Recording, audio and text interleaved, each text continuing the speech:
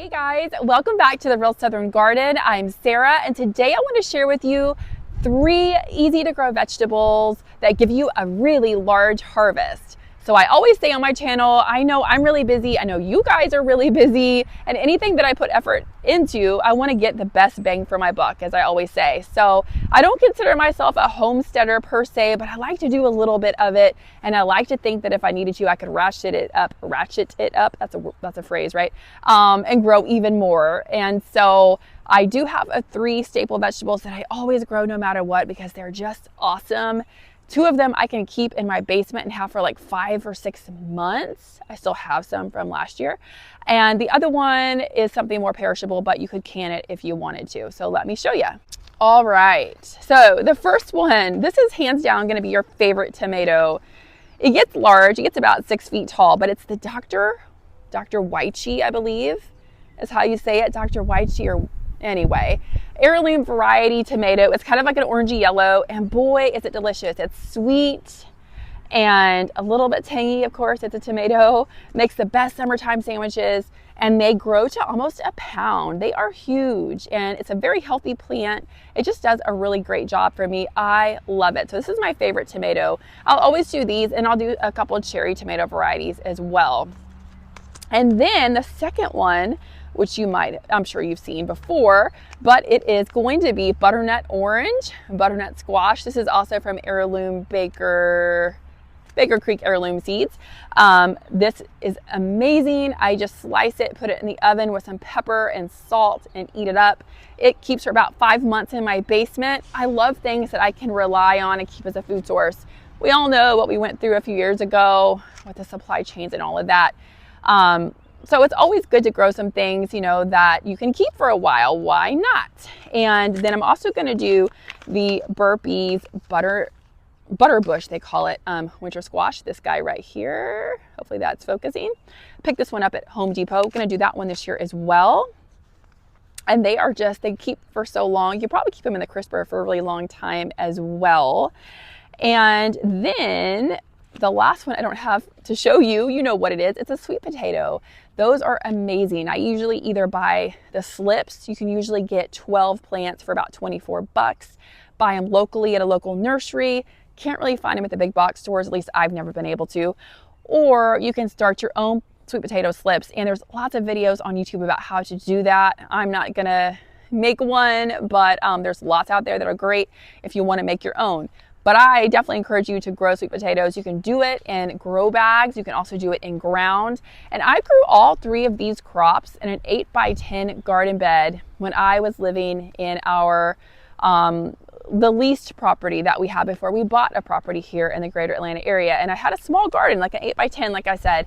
And I had one of my best tomato crops ever, probably because I could keep an eye on it. It was kind of close to the house, and I was out there all the time. So you don't have to have a terribly large space to do it. The butternut squash is a very shallow rooted plant, and it does really well. The trick is for your squash and your pumpkins, plant them after July 4th. And if you plant them after July 4th, the squash borers, which are a terrible little insect that just decimate squash-like plants, they have completed their life cycle by then. And I have never had, knock on wood, imaginary wood, right? I've never had trouble planting that way. I never have trouble with them. I do it like July 5th or 6th. I plant my squash, my pumpkins, and all of that good stuff. So it'll probably be great for you too if you do it.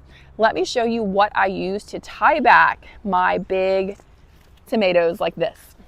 So I use these bamboo stakes. They make an appearance on my channel all the time. I use them to tie back roses, peonies, zinnias, dahlias, tomato plants, whatever.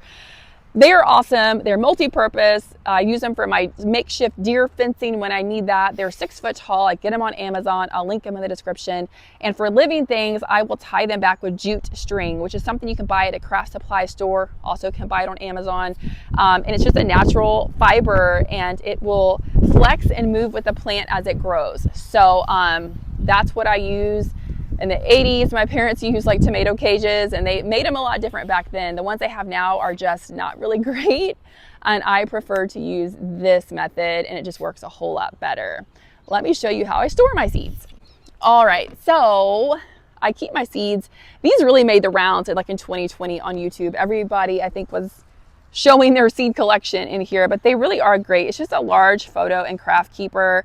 I'll link one if I can find one on Amazon. I know I bought this one on Amazon, but you know, it's just a simple way to keep all of your seeds divided up and organized. So really neat little method. And before I let you go, let me show you my daffodils one more time. I just did a garden tour a couple days ago for the daffodils, and I think they're even better now than they were then. So let me show you real quick. Aren't they just amazing, especially in the light like this? I just have to show them off one more time. And I even have some double ones that are starting to flower up on my hill. Aren't they just awesome? Love, love, love early spring and daffodil season.